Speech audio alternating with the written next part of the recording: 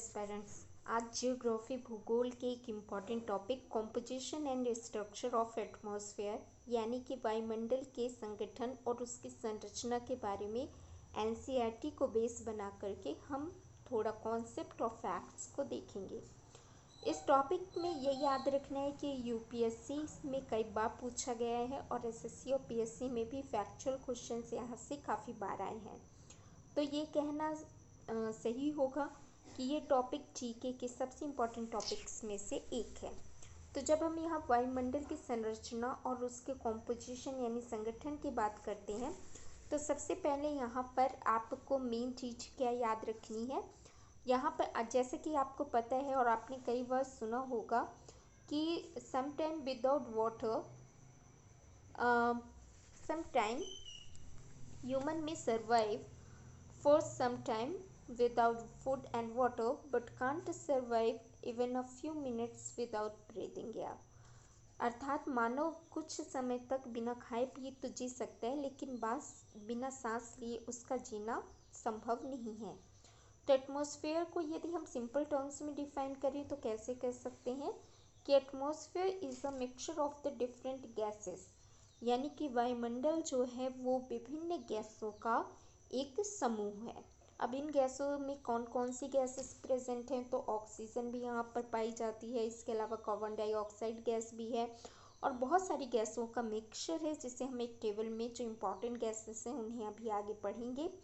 इसके अलावा एटमॉस्फेयर में एक और इम्पॉर्टेंट क्वेश्चन का रोल प्ले करती है ओजोन लेयर, और ओजोन गैस और ओजोन लेयर की चर्चा मैंने एक वीडियो में डिटेल में की है, आप उसे देख लें तो आपका यहाँ से ओजोन कवर हो जाएगा। चलिए स्टार्ट करते हैं कॉम्पोजिशन ऑफ एटमॉस्फेयर की, यानी एटमॉस्फेयर के संगठन की। तो जब वायुमंडल के संगठन की बात करेंगे तो एटमॉस्फेयर यानी कि गैसों का मिक्सचर, यानी हमें यहाँ क्या बात करनी है, यहाँ हमें बात करनी है उन गैसेस के कॉम्पोजिशन की। तो एटमॉस्फेयर में यदि हम कॉम्पोजिशन की बात करें तो किन किन चीज़ों से ये कॉम्पोज्ड होता है, किन किन चीज़ों से ये संगठित होता है, तो यहाँ पर पाई जाती हैं बहुत सारी गैसेस। जैसे आपको पता है CO2, नाइट्रोजन, हीलियम, हाइड्रोजन। इसके अलावा पाया जाता है वाटर वेपर यानी जल बाष्प, और पाए जाते हैं डस्ट पार्टिकल यानी कि धूल कण। तो इन सभी का जो मिक्सचर है वो कहलाता है वायुमंडल। ओके, अब इनका जो प्रोपोर्शन है, इनका जो अनुपात है वो गैसों का चेंज होता रहता है जैसे जैसे इनकी लेयर्स में डिफ्रेंशिएशन आता है।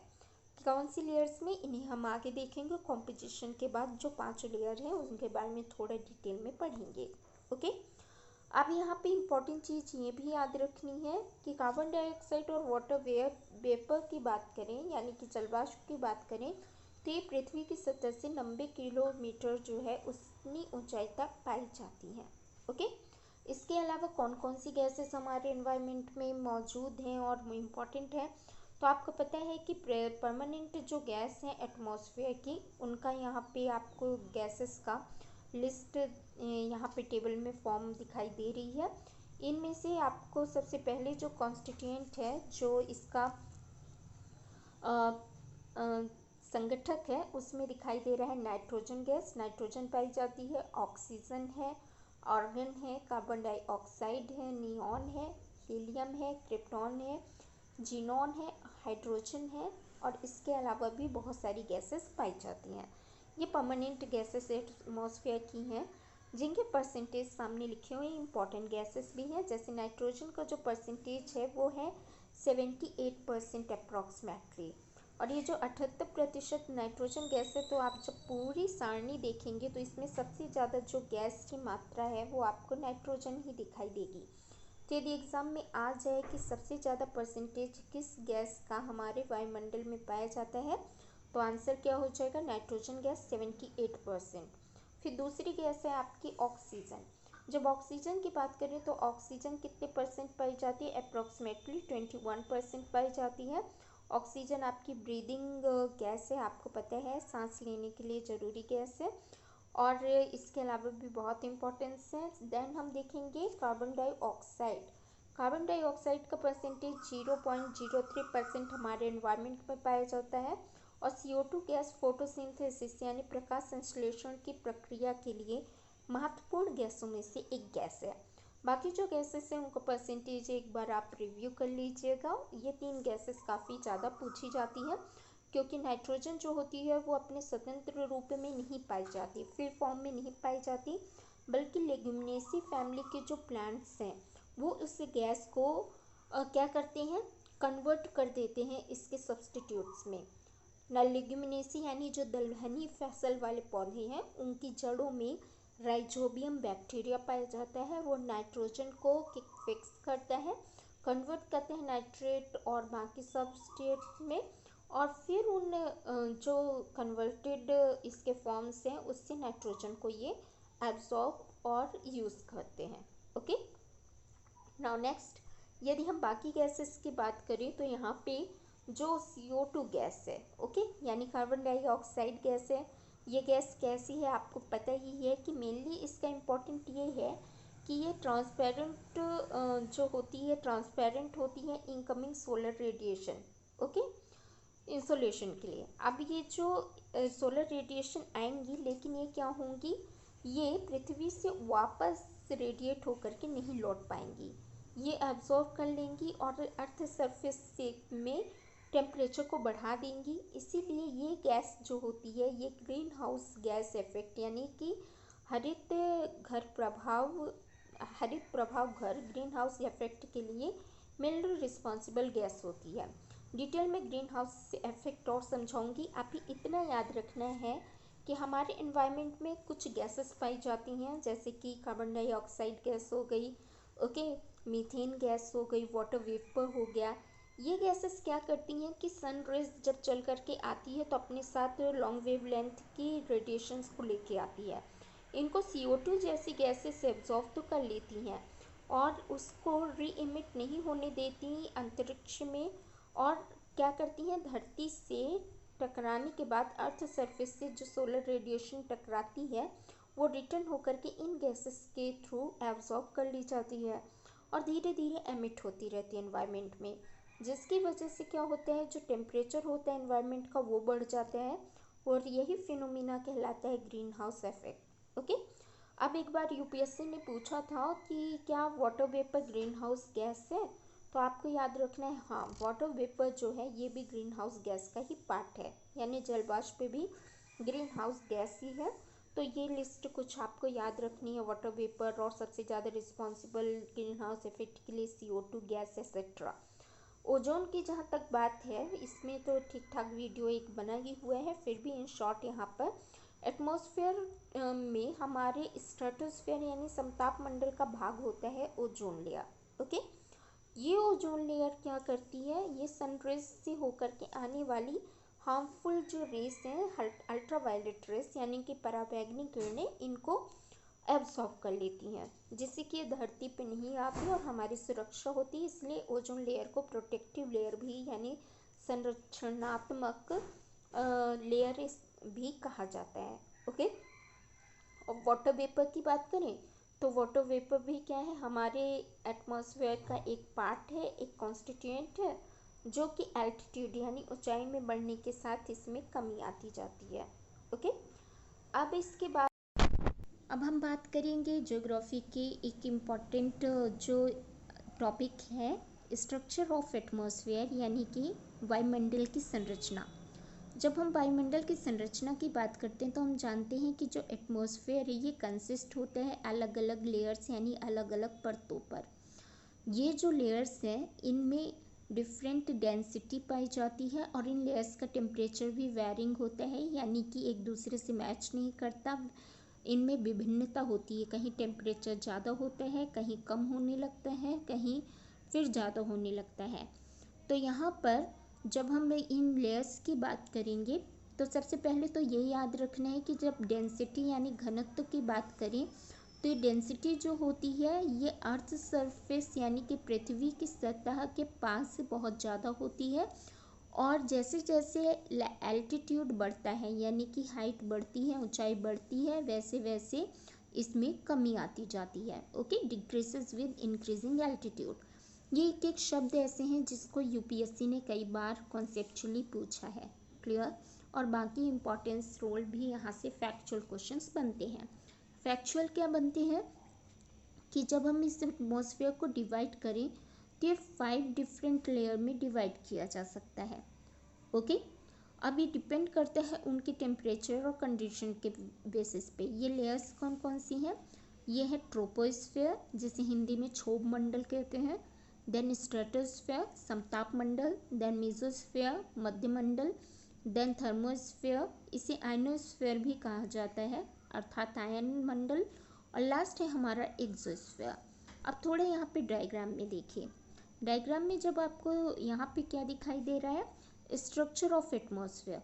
ओके, ये यदि अर्थ की सरफेस है तो अर्थ की सरफेस में सबसे पहले क्या होगा? ट्रोपोस्फेयर, फिर उसके बाद स्ट्रेटोस्फेयर, ये इस तरह से इंक्रीजिंग ऑर्डर बनता जाएगा।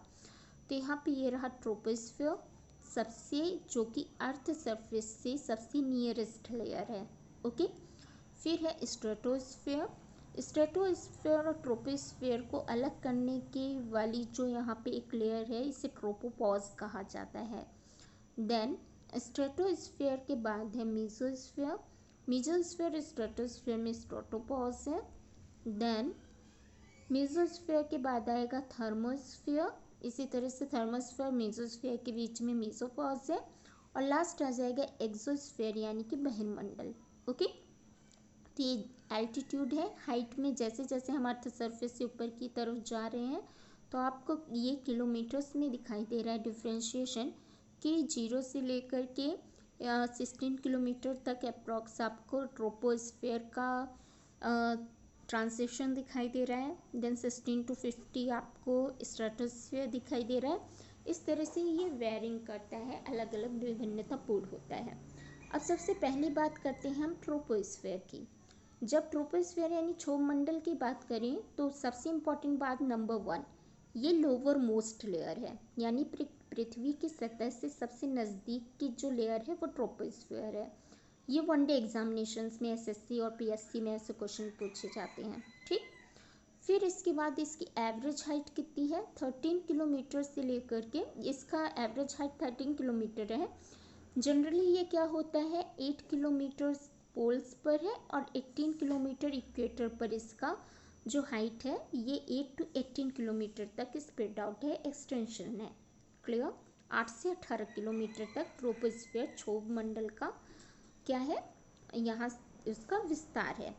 फिर थिकनेस की बात करें, thickness of the troposphere is greatest at the equator. Okay, बहुत इंपॉर्टेंट चीज़ है खासकर यूपीएससी एनडीए और आईएएस एग्जाम के लिए, कि इक्वेटर के पास ट्रोपोस्फेयर की जो थिकनेस होती है, मोटाई होती है, वो सबसे ज़्यादा होती है, because heat is transported to great height by strong conventional current.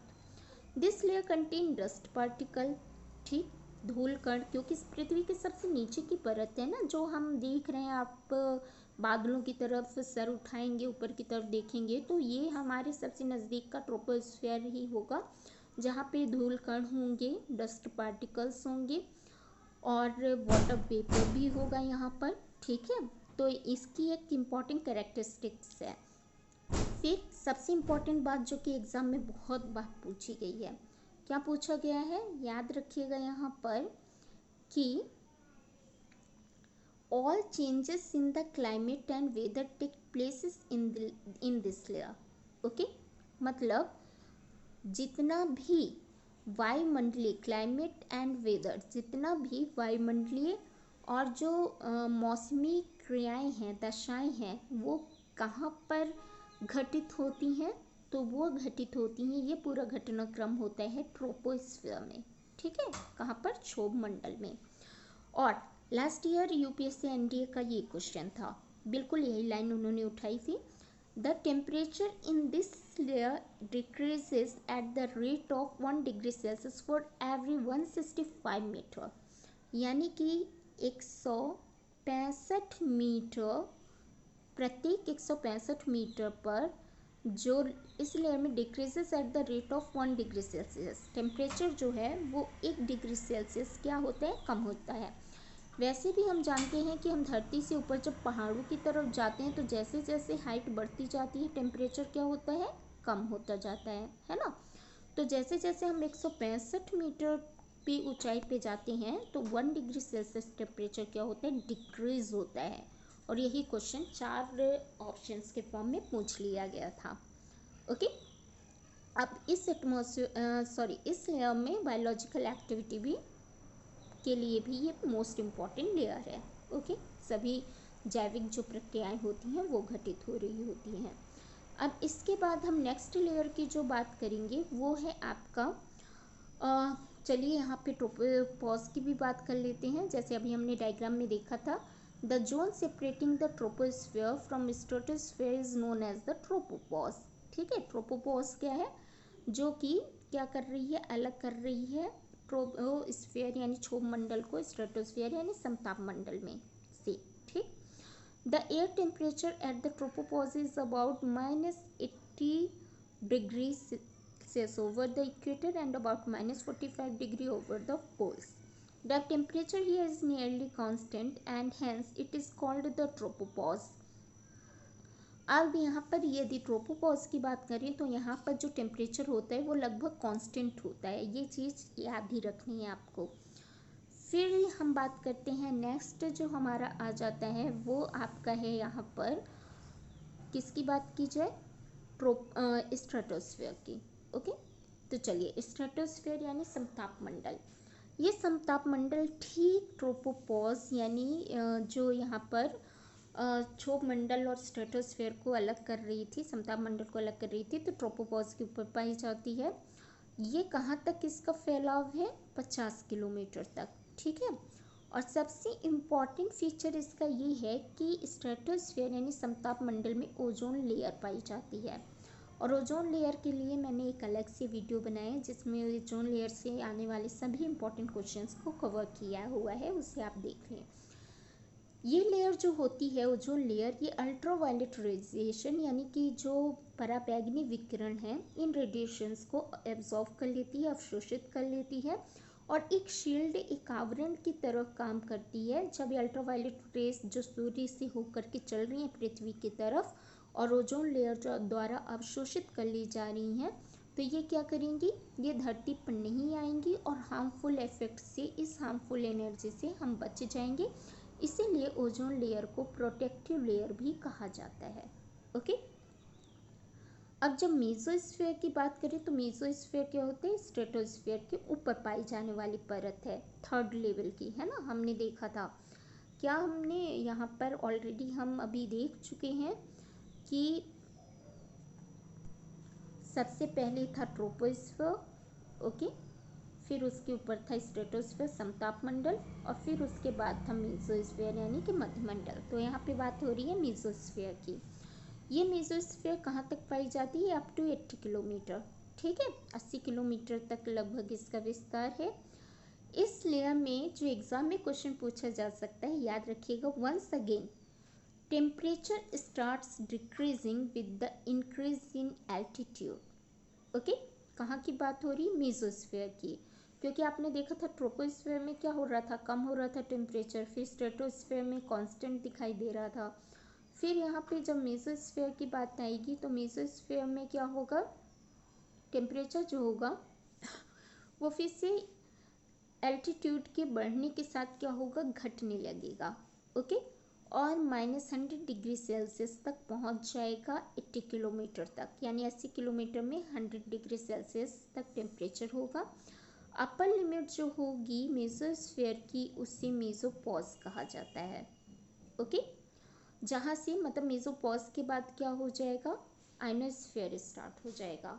तो अगला लेवल होगा, हमने देखा था यहाँ पे troposphere, then stratosphere, then mesosphere, फिर इसके बाद हम क्या देखेंगे, आयनोस्फीयर यानी कि आयन मंडल मेसोस्फीयर के ऊपर, जिसे थर्मोस्फीयर भी कहा जाता है। तो जब हम आयनोस्फीयर की बात करेंगे तो आयनोस्फीयर 80 किलोमीटर से 400 किलोमीटर तक किसका विस्तार होगा। अब आयन है तो आयन शब्द से स्पष्ट है, यहाँ पे इलेक्ट्रिकली चार्ज्ड पार्टिकल्स जिन्हें आयंस कहा जाता है वो प्रेजेंट होते हैं और इसी वजह से इसे आयनोस्फीयर के नाम से जाना जाता है। इसकी इम्पोर्टेंस जो है या इम्पोर्टेंट फीचर की बात कहें तो यहाँ पर रेडियो वेव्स जो होती हैं ट्रांसमिट होती है from the earth are reflected back to the earth by this layer. Okay. तो यहाँ से रेडियो वेव्स जो होती हैं वो रिफ्लेक्ट हो जाती हैं, पृथ्वी में वापस आ जाती हैं। अब सबसे इम्पॉर्टेंट बात जिसे याद रखना है वो ये कि temperature here starts increasing with height. तो कौन सा लेयर है जहाँ पे टेम्परेचर जो होता है हाइट के साथ बढ़ना शुरू हो जाता है, ये है आइनोस्फीयर। कौन सा स्फीयर? आइनोस्फीयर, जहाँ पे टेम्परेचर हाइट के साथ बढ़ना शुरू हो जाता है। और फिर यहाँ फिर वही चीज़ कि जो अपर मोस्ट लेयर होगी इस एटमॉस्फेयर के ऊपर, ठीक है, वो हमने क्या देखा यहाँ पे, सबसे लास्ट में एक्सोस्फीयर हो जाएगी। तो अब हम बात करेंगे सबसे लास्ट लेवल की, यानी कि आइनोस्फीयर की भी बात की जा चुकी है। अब बात होगी स्ट्रेटोस्फीयर की। तो यहाँ पर थर्मोस्फीयर के ऊपर एक्सोस्फीयर होगा। Okay, this layer highest layer, this is the highest layer but very little is known about it. Okay, सबसे बाहरी परत जो है वो एक्सोस्फीयर हो जाएगी। यहाँ पर क्या होगा, इस लेयर्स में कुछ हाइड्रोजन और हीलियम के जो पार्टिकल्स हैं वो प्रेजेंट होते हैं। ये एलिमेंट्स हाइड्रोजन और हीलियम कहाँ पाए जाते हैं, इस एक्सोस्फीयर यानी बहिर्मंडल पे पाए जाते हैं। ओके, और थर्मोस्फीयर के जस्ट ऊपर ये एक्सोस्फीयर प्रेजेंट होती है, थर्मोस्फीयर के अपर लेवल पे। क्लियर? ओके, तो ये था आपका एटमॉस्फेयर का जो जनरल स्ट्रक्चर का कॉन्सेप्ट था। यहाँ पे हमने क्या देखा, हमने इन शॉर्ट ये देखा था कि सबसे लोअर लेयर जो होती है उसे ट्रोपोस्फेयर यानी कि क्षोभमंडल कहते हैं। उसके ऊपर की जो लेयर होती है उसे स्ट्रेटोस्फेयर यानी कि समताप मंडल कहते हैं। फिर उसके ऊपर मेसोस्फेयर मध्यमंडल होता है। देन उसके ऊपर आइनोस्फेयर यानी थर्मोस्फेयर आयन मंडल होता है। और सबसे लास्ट की बात की जाए तो वहाँ पर होता है आपका एक्सोस्फेयर, डैट मीन्स आयन मंडल। ओके, सॉरी, बहिर्मंडल। तो ये था आपका लेयर्स का डिफ्रेंशिएशन और लेयर्स की कैरेक्टरिस्टिक्स, जिसमें आपको टेम्परेचर को स्पेशली याद रखना है। जैसे कि ट्रोपोस्फेयर में हाइट के साथ टेम्परेचर कम होता है, लेकिन यदि हम आइनोस्फीयर की बात करें तो जैसे जैसे एल्टीट्यूड बढ़ता है वैसे वैसे टेम्परेचर जो होता है वो भी बढ़ता जाता है। ओके, और उसके बाद यहाँ पे ये मल्टीपल क्वेश्चंस हैं जिनको कि आप अच्छे से याद